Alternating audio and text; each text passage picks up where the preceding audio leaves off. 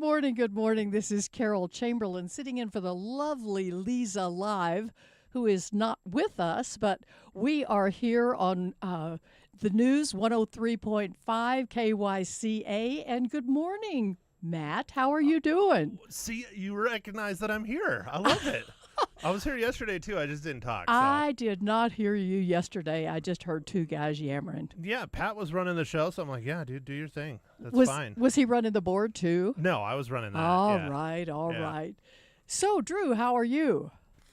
Wonderful. Nice to see you again. Oh, my gosh. So good to see you as well. Yeah. So, I have to ask you all a question. When was the last time you went to a rodeo? A rodeo or the rodeo? The rodeo. I went last year. Did you really? Yeah. How about you, Drew? I went last year and the year before that. I've made it every one since 2020. Oh, my goodness. I am sort of embarrassed. I have to tell you that it was the first rodeo I've been to in, I bet, 15 years. And as Ken and I are sitting there, it's like, why haven't we done this every year? Because it's such a neat thing to do. We were there thanks to our advisor, Steve Schott of Schott Financial. So thanks, Steve, for the wonderful experience we had. It was different. How so? Well, first of all, we parked off campus, so we had a lovely walk through the parking lot. And what a great job the committee's done. And I'm sitting here smiling at Karen Fan because she is a big part of the committee. But there were stripes on the gravel parking lot. So, and when I pointed out to Kenny, he said, well, that's so there's not mayhem out here. I guess that does make sort of sense. But then I started walking in. There are some concessions at that place. Oh, yeah. There's always been a lot of food, a lot of drink, a lot of everything. Oh, wait a minute. Yes. Wait a minute. There was jewelry. Yeah. Jewelry and hats and, yeah. There was a lot of jewelry. I didn't get to stop at one thing because Ken is saying, come on. We're not here to shop. It's like, oh, darn. Next time I'll go 2 hours early when the gates, I believe, open 2 hours before the performance so I can get to see all that beautiful jewelry, the fringed handbags, the cowboy hats, the jackets, and the food. I'm just surprised you didn't go, hey, Ken, just sit, watch, I'm going to go shop. No, truthfully, right. I was not there to shop, and frankly, I have enough jewelry, as he would tell you, enough jewelry. And, how many cowboy hats can you wear? I had one on. How many cowboy hats can you wear? One a day, 7. I tell you what, just as I was reminded a minute ago, women, once they have a hat on, can never take it off. So that's sort of why you don't wear them all the time, because you just can't do without them. Once you plop them on your head, you have hat hair. Now, do you wear it inside, though, too?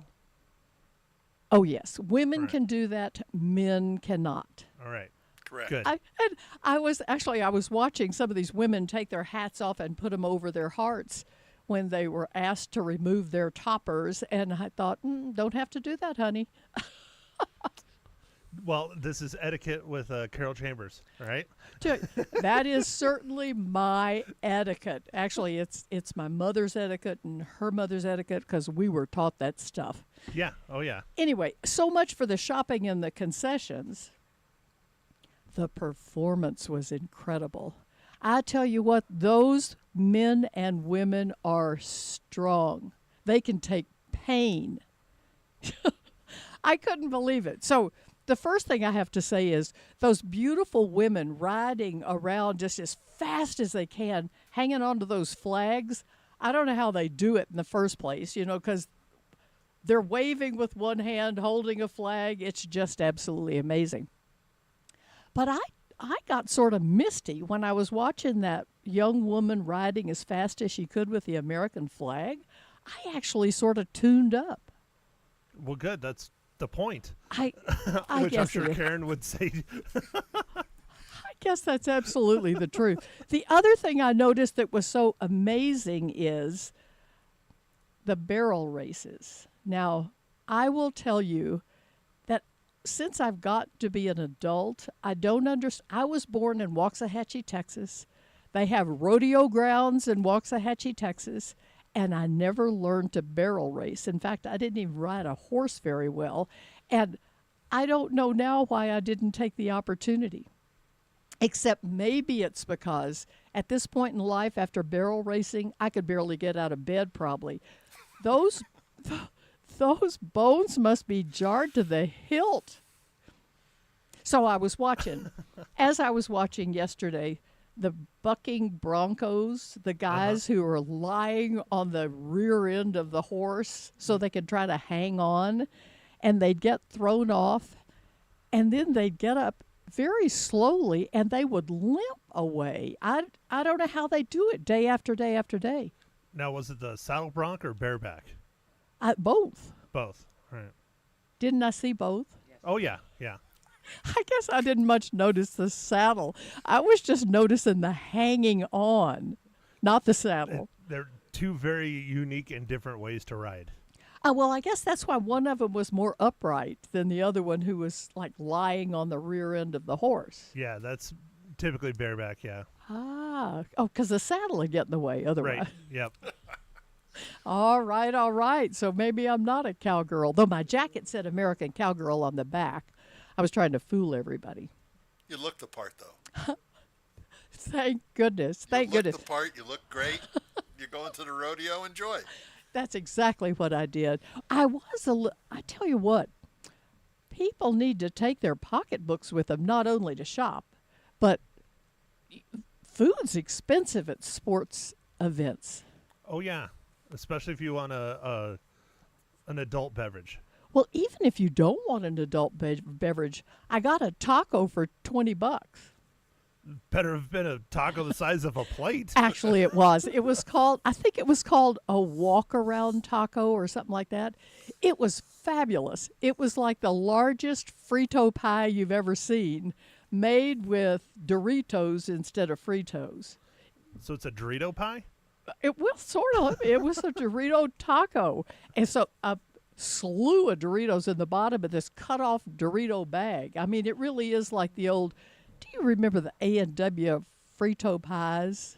A&W root beer stand Frito pies, where they'd slit the Frito, pour all that stuff in, and you'd hang on to it? That's what last night was. I felt right at home. Anyway, let's bring Karen Fan, I'll call you the Honorable Karen Fan in a minute, but now I'm talking to the rodeo queen. So, you've been there every single moment for how long getting ready for this rodeo? Well, I wouldn't say every single moment, and I do want to say that I'm relatively new to volunteering and working at the rodeo because I've just been so busy with doing other things in life, and then obviously retired from politics, sold my business, and I said, okay, now what do I do? And, everything that was going on last year, it made me realize that we take the rodeo for granted.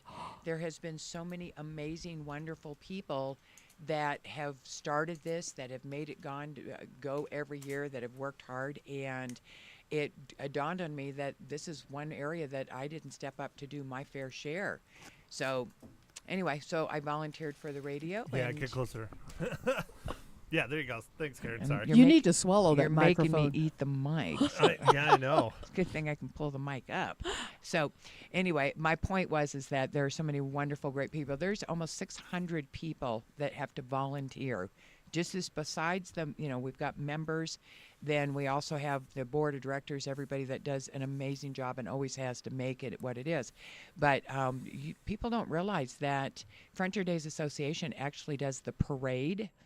Ooh. They're in charge of the whole parade. They do the rodeo. They do everything, which is just absolutely amazing, and it takes a lot. So kudos to them.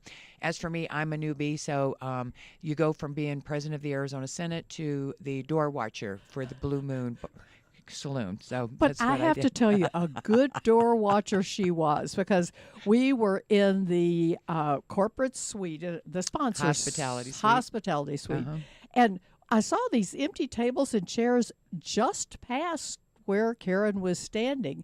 And I said, what's out there? And she said, $100 extra tickets.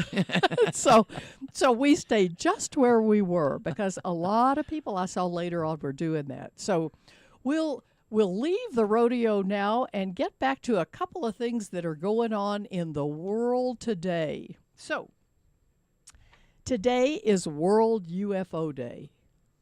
Can you imagine? Well, first of all, do you all believe in UFOs? World UFO Day or just like Universe UFO Day? World UFO Day. And there's a good reason, because 77 years ago on a June night, a guy named Kenneth Arnold, who was totally sober, it says that he witnessed 9 high-speed crescent-shaped objects near Mount Rainier in Washington. 2 weeks later, a farmer claimed to have found a UFO crash site in what's now the very famous Roswell, New Mexico. But why it's celebrated on June the 2nd is as much a mystery as those little green men. But it happened, so they say. Do you believe? I think there has to be something out there. It's a lot of space to just leave empty. That's my opinion. How about you, Drew? He's nodding his head yes, and I will tell you, how could we believe that we're the only ones? I mean, it's just too much out there for us to be so silly. You know, it's funny because, as a motorcycle guy, I'm out in the middle of the desert, and we've seen stuff that nobody can answer, things blinking and then disappearing and going over here and from one end of the sky to the other in like a flash of a second. Oh, wow. So it's either our military, somebody else's military, or a UFO. Or one of those little green men. I tell you, I saw one last night, though. I think it was a drone, though. Did they have drones last night at the radio? They did, yes. I guess it would be rodeo, not radio. I'm getting my time slots mixed up. But I saw this little green thing, actually, and I said to Kim, look at that. So it was a drone. They're invading the rodeo. Oh, my gosh, I hadn't thought about that. Maybe it was in preparation for UFO Day. Yeah, they're coming to take the cows. Oh, those poor cows. Oh, my God, those poor cows getting their feet pulled out from under them. You know, that rope and stuff. Oh, here we are back at the rodeo. But that rope Sorry, and it's stuff. my fault. You know, Way to go, Matt. the guy who's doing the front end, I think has an easier job than those trying to get those 2 rear feet. Yeah, and the team roping. Yeah. Team They're roping. called headers and healers. Yep. Headers Oh, and healers. God. Okay, I'll study up next time. I don't know that stuff. Okay, we're moving away from the rodeo again. Let's go back to aliens. No, actually, we're going to go to something which I think is just very pertinent for the day-to-day. 92 years ago, at the Democratic National Convention in Chicago, New York Governor Franklin Delano Roosevelt accepted his party's nomination for president. At the time, the nation was in the depths of the Great Depression, which he did a great job pulling us along with it. And that November, Roosevelt defeated incumbent President Herbert Hoover. Don't you know the Democratic Party wishes they had somebody like FDR now? We all wish we had an FDR now. Yes, we do. I guess I should move on from that as well, because Yeah, you're opening a can of worms there, I Carol. am. And, you know, we're not a political show at 9 o'clock in the morning on Leza Live. But I tell you what, too bad. Yeah, he did a lot for this country. Yep. He did do a lot for this country. I'm going to stop right for a second and ask Drew to tell us what the weather is going to be like for the rodeo tonight. Not a very good segue, but I want to make sure our listeners know whether they should dress as warmly as I did last night. Well, I don't think that's going to be the case. Our high today is going to be 94, and it's going to be sunny pretty much all day. We have a very, very slight chance of any precipitation, but we'll have some light winds in the afternoon, about 15 miles an hour. But tonight's going to be clear, light winds. Should be a beautiful night for the rodeo. I am so glad to hear that for Tuesday's people getting to experience what this Monday one did. So I'm going to take one more story because, you know, I'm an airplane person. You can tell by the way I grip my seat back. Anyway, extreme turbulence injures 30 people on a transatlantic flight. At least 30 people were injured on Monday after a flight from Spain to Uruguay hit some extreme turbulence over the Atlantic Ocean. which I'm going to be over in just a couple of months. It was so bad that part of the ceiling of the plane collapsed, and one passenger was actually thrown into an overhead bin. Those overhead bins must be bigger than the ones I've seen for somebody to be thrown into it. And yes, there is a video, so if we want to go online, I'm sure we can see it. The flight was carrying 325, I'm going to add terrified passengers, and had to be diverted to Brazil.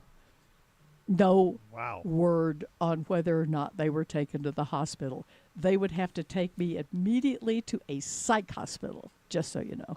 It's still a hospital. It is a hospital. Okay, so we're going to take our first break, and then we're going to come back and talk to the Honorable Karen Fan. Be right back.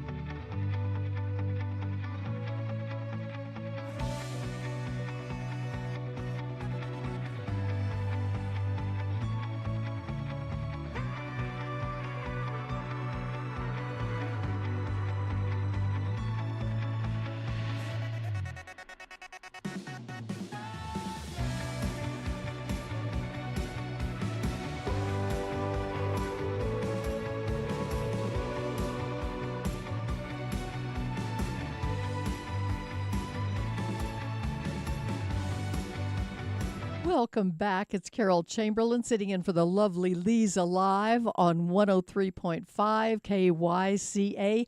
We are so lucky to have with us this morning the Honorable Karen Fan. Such a good friend of mine, such a good friend of community. Welcome, Karen. Thank you, Carol. Thanks for having me.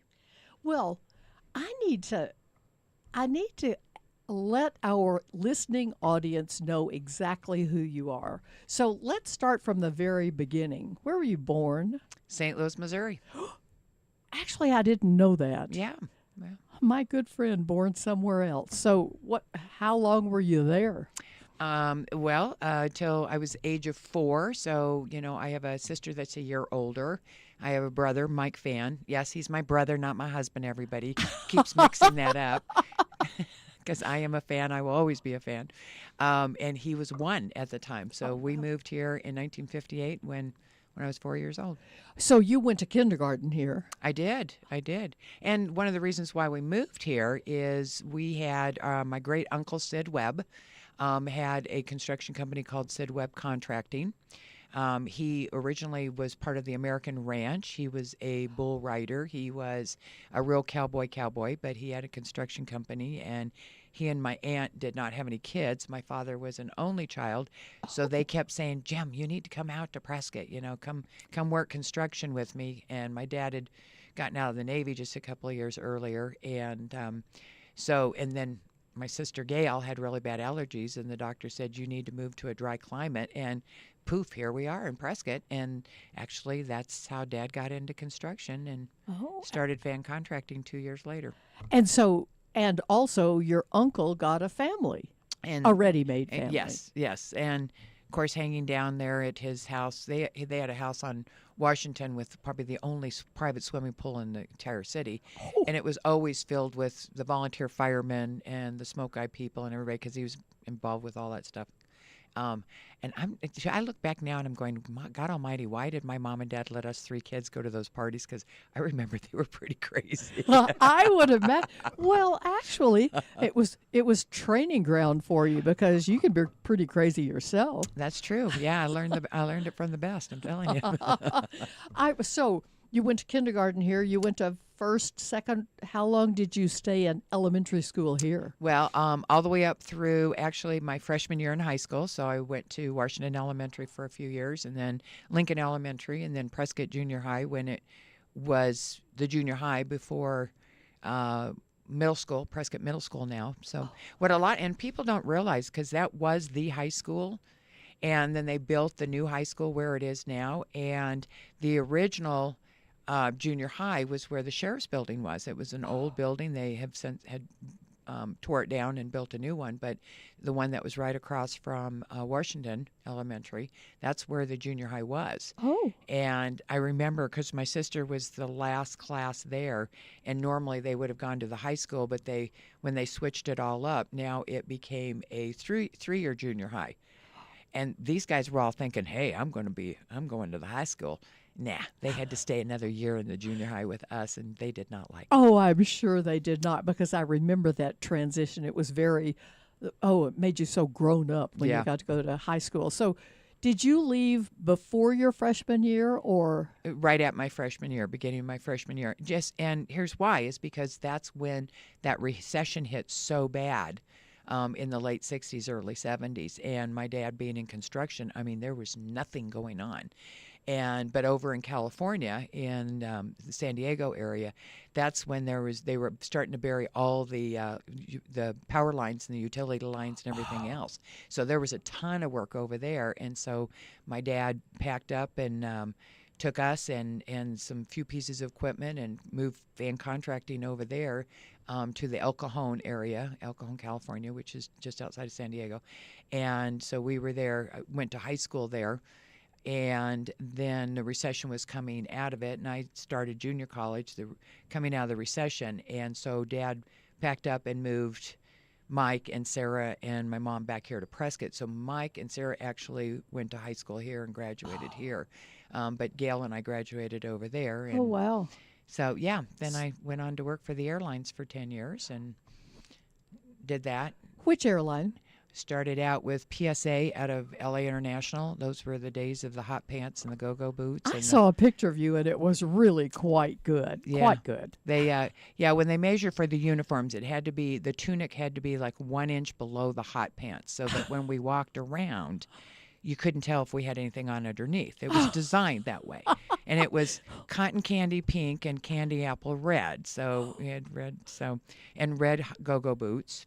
Those were the good old days. Those I were the tell great you, days. the flight attendants do not look that way, nor would they look good in that outfit anymore. Well, I don't know. The young ones would, but I just don't think they're appropriate. So then I went to Hawaii for 4 years. I worked for an airline over there called Royal Hawaiian and worked over there. So had a lot of fun there. Started getting tired of living on the rock, as we call it.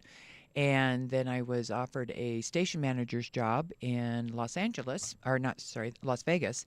So I went there and started up their commuter airline for them and managed all that, the base out of that, and then kept trying to work my way back to Prescott again. And then Braniff went through a huge expansion, and they opened up a base in Phoenix, and so I put in for that. And so I was able to I was based out of Phoenix, did that, and then, 2-3 years later they went belly up, bankrupt because they expanded way too fast. I do remember that about Braniff because Braniff was big in Texas.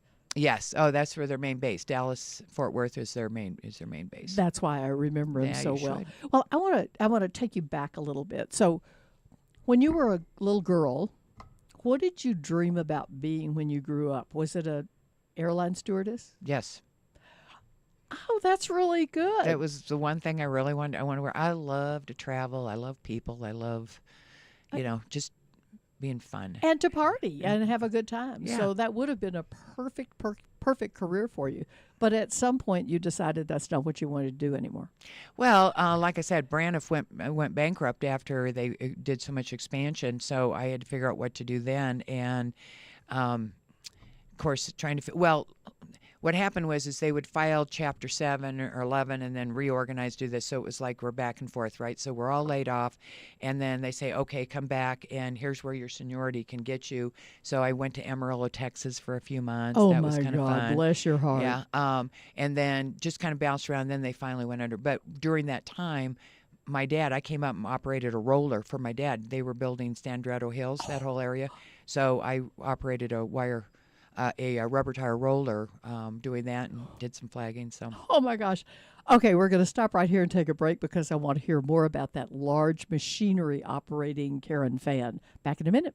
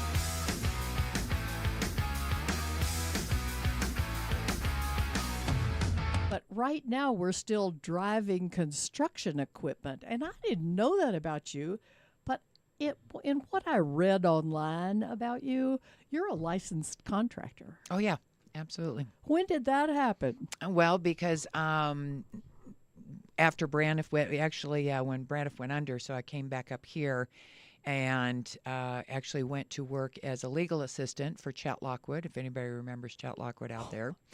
And was a legal assistant for him for a while. And then I went and worked at the Superior Court under Barbara Boyle. And Wow. Jim Salt and James Anderson and, all the old judges that were great. We have great judges now too, but they were Right. great back then. And so worked at Superior Court, and I was actually the jury commissioner. So I got to do, this is when the computers were the big mainframes, and Yeah. trying to fill out, people calling them in for jury duty. And I'll tell you a little quick story real quick. One of Oh. the funniest ones is we're in Judge Anderson's, and I had to be there to help sort through what they call voir dire, or voir dire. They pronounce it different ways. And I remember this really, really old guy, tall and skinny. He must have been 90 years old at least. And could hardly move. And the judge had asked, so is there anyone in the jury pool that cannot, doesn't feel that they are physically able to serve for duty? And the old man, he gets up really old and everything. He's got this very long, crooked finger, and he's pointing at the judge, and he goes, I have a weak sphincter. And everybody in the jury court was like going, and like some people are like going, what is that? And the rest of us are all laughing. We're going, judge says, You're you're excused. I can certainly imagine why. Okay, so you were sort of in the court systems. I was, and then my mom and dad said, there's this new thing out that's called Women Business Enterprises, and all the highway contracts that they were getting, most of them, because my dad and mom got into like ADOT work, highway work.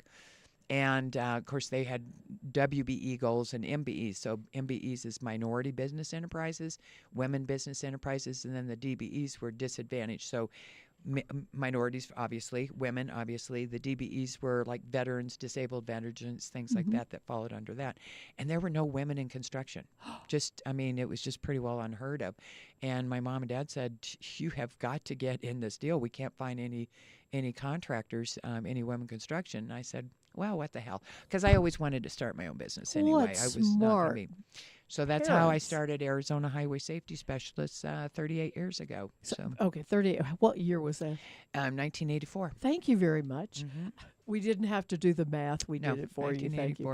1984. So you were doing highway signs and Started out with barricades and doing traffic control. I had flaggers, I had highway signs. We set up all the equipment, reset it. We did all of that stuff. And I will tell you, I always thought the WBE thing was really stupid, because I'm like going, aren't we all out of that by now, right? And I remember, I get a call from one of the superintendents from DC Spirits. We were doing a job out on 69, one of the first widening out there. And he says, I need some barricades. And he said, great, we'll get them right out to you. So I show up. I had been in the shower, right? 6 o'clock in the morning, my hair's wet.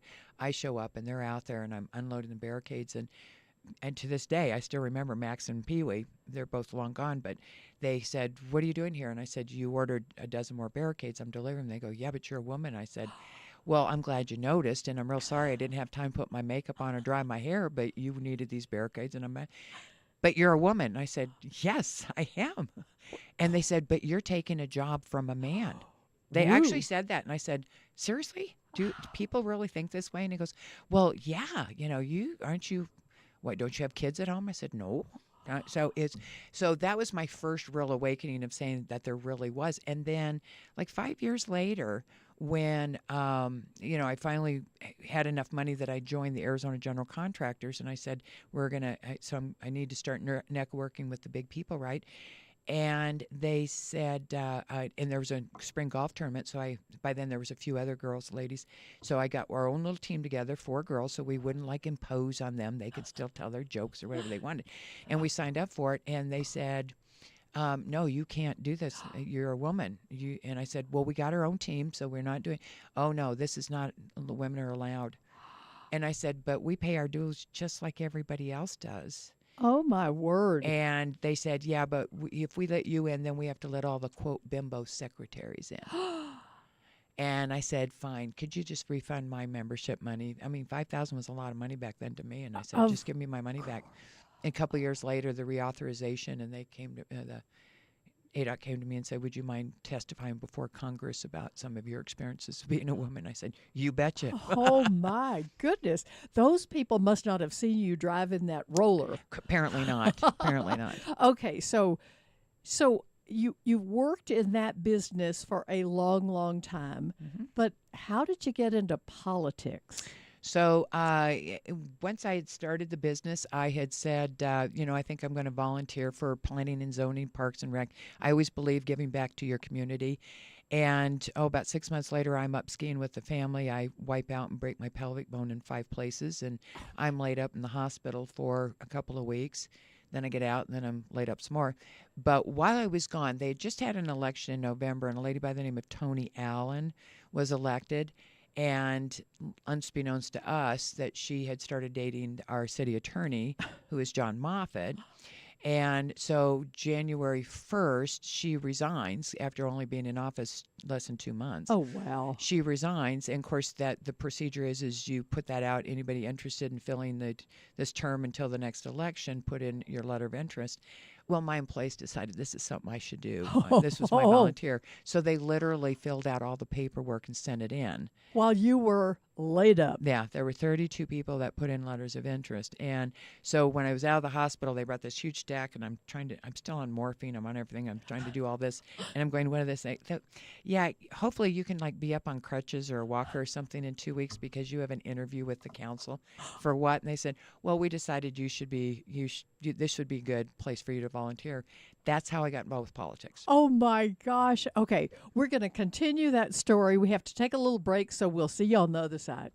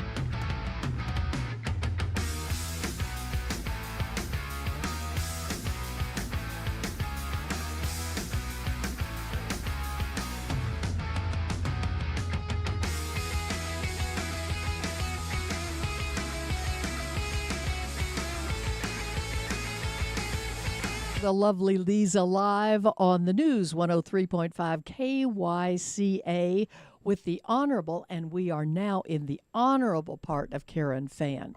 So you've just gotten not appointed to the City Council of Prescott City Council. Oh, So take us through that experience. So I served those 2 years, and then I ran for the second 2 years. So I actually served just shy of 4 years on the Prescott City Council as the vice mayor.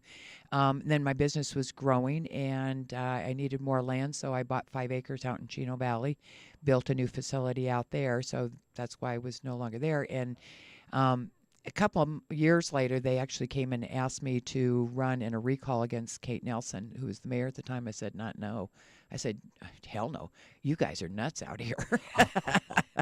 In Chino. In Chino, right.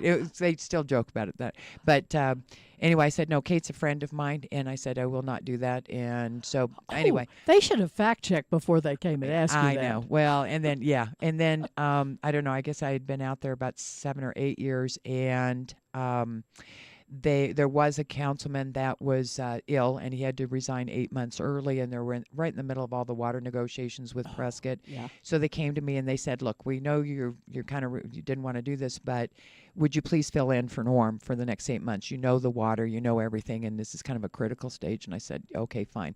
So I agreed to do 8 months. Well, like 2 months into it, they said, by the way, we've decided you're going to be the next mayor. So I ended up being a 3-term mayor out there. How did you feel about that? Were you ready to take on that challenge, or was it something that you were a little hesitant about? No, I was good with it. I mean, if you know your community, you know your people, and I'm one of those that like to try and bring people to the table to talk about it. And so, if there's an issue, it's like, I'll tell you a quick story again. I tell you stories I are love again, but these. we had a Walmart that was wanting to be put in there, and everybody's like going, no, we don't want any big box stores, we don't want this and everything else. Because I said, a town needs sales tax revenues to grow, to get roads and parks and things like that.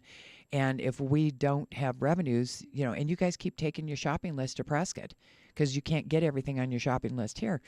And so we were at a deal, and they were just a lot of angry people. And I was listening to them, and they said, I said, oh, wait a minute. You just don't want it in downtown Chino Valley. What if it was like on Road 5 South and 89? And they go, well, that's okay. And I said, okay, so we have now determined that it's not that you don't like big box, you just don't want it downtown. They go, yeah. So that was a big epiphany for me, is that I realized that if you just listen to people and you figure out what they might be angry about, there is always a way to come to some kind of conclusion. That's really interesting. And when you say not in my backyard, define my backyard. Right. That's exactly right. So, yeah, so I had no problem doing that for 6 years and just really, really enjoyed it. And then But there's no Walmart there. there's no Walmart because the recession hit again. Another recession hit, so everything slowed down. But while I was being mayor and running my company, also had a place called the Phantom Ranch that was on Road 2 South, and we produced team ropings, and we had 32 board horses, 90 head of Coriani cattle, and had a concession stand. So I got my chefing out of my system, and we had Navajo tacos, we had burritos, we had everything. We did all kinds of stuff. I did weddings there. We did ropings every Tuesday, Thursday, and on the weekends. And I announced the ropings, did the timing and announcing and My entry. So You are a Yeah. woman of many talents, and I have to tell you, I had a lovely dinner at your house the other night, so I can attest to the fact that you're a great cook. thank you. And you bake pies, 14 at a time on Thanksgiving. Thanksgiving and Christmas. I am the pie baker of the fan clan. Yes. I need a piece of that pie later on. Anyway, okay, so now you're done with being mayor of Chino Valley. What's next for you? So, I got to a point where I just said, I can't do, I mean, literally burning the candle at both sticks. And I Yeah. said, I need to do something. So we sold the Phantom Ranch. We had that for 10 years, really successful, built it up to something really great, place for the kids to come out. People came out just for Tuesdays, Thursdays, weekends, just to eat at my concession stand. Wow. Just because it was outside and it was just so nice. And so did that, but we sold the Phantom Ranch, and because I still had my business, that's my bread and butter. And so then we decided to move back to Prescott and bought a lot on Antelope Hills and built a house there. And that's when Lucy Mason was termed out, and they said, Karen, we need you down at the state capitol. We have a lot of water issues. We have a lot of things going on, and you know everything that's going on out here, and you can represent it. So somehow I got talked into that. So It's a wonderful thing to have been talked into and so good for our community and our state. So thank you for your service. Thank you. And how was it there? It was great in the beginning. I mean, it's got tough. So I spent 3 terms in the House of Representatives.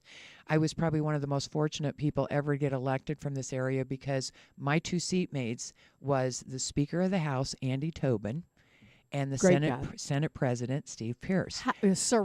What a nice sandwich. I know. It was like, gosh, I just felt like I had both their arms around me, and they just protected me and taught me all the ropes. And I was the most blessed person to have those 2 as my seatmates, and it was just awesome. So I did 6 years in the House and then went over when Steve Pierce was termed out. I took his seat in the Senate, and I served 3 terms over there.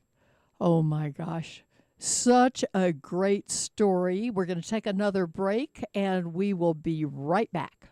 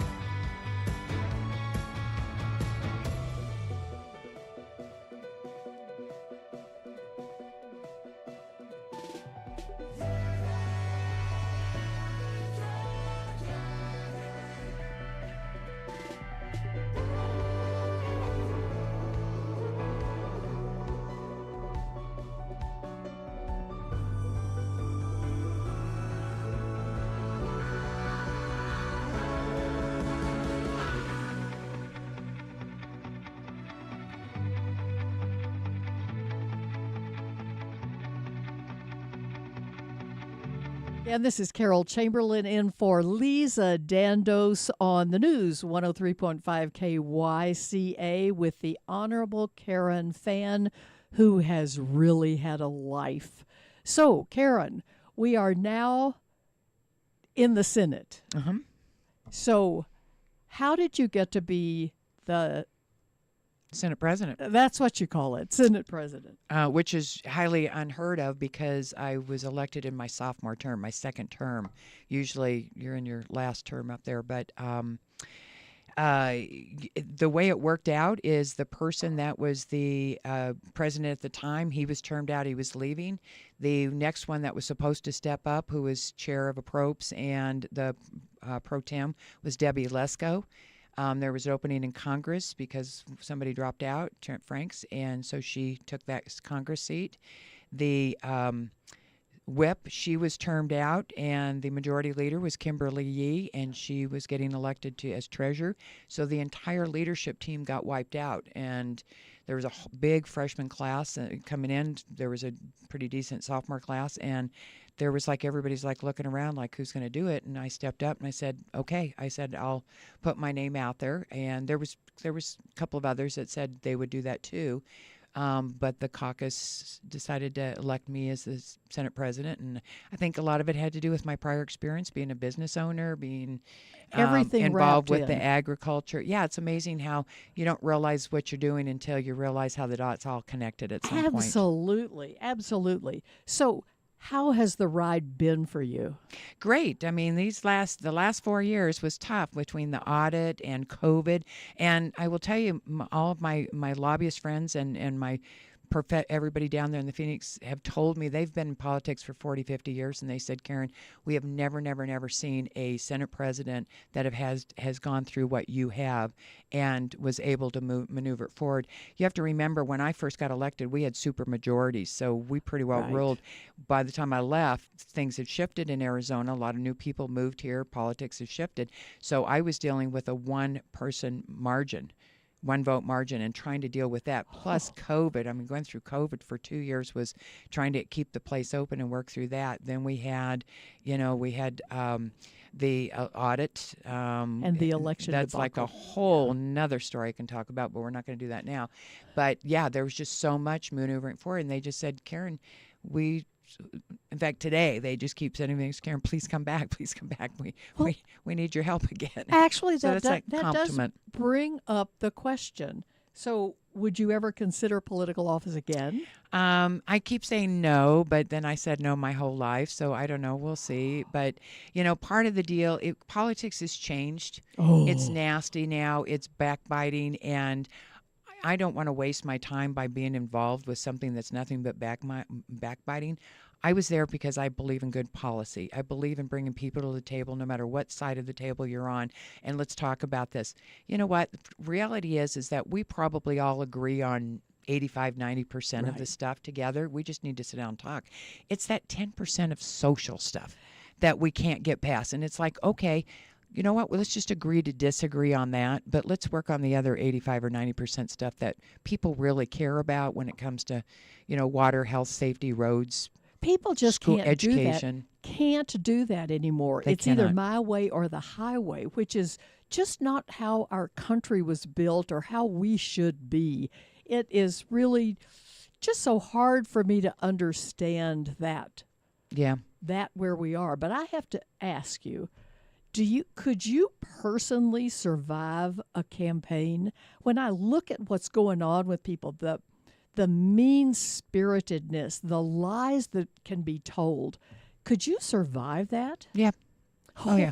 You You have to forget, I'm the one, you have to remember, I'm the one that ordered the audit. Oh, yeah, So- yeah. Oh, you could take So anything. I've had more darts and arrows in my back, you can imagine. But yeah, I mean, just facing, I was on the Senate floor and I had, no less than 30 or 40 reporters from CNN and NBC and everybody else just hammering me, and you tough it up and you take it.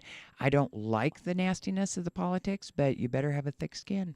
I tell you what, it's really amazing to me to sit across the table from someone I consider my very, very good friend Ditto. and think about you having to tolerate that stuff. It's just hard for me to imagine. But I'm glad to hear that you could consider going back on a campaign. What would be the key to getting you to do that?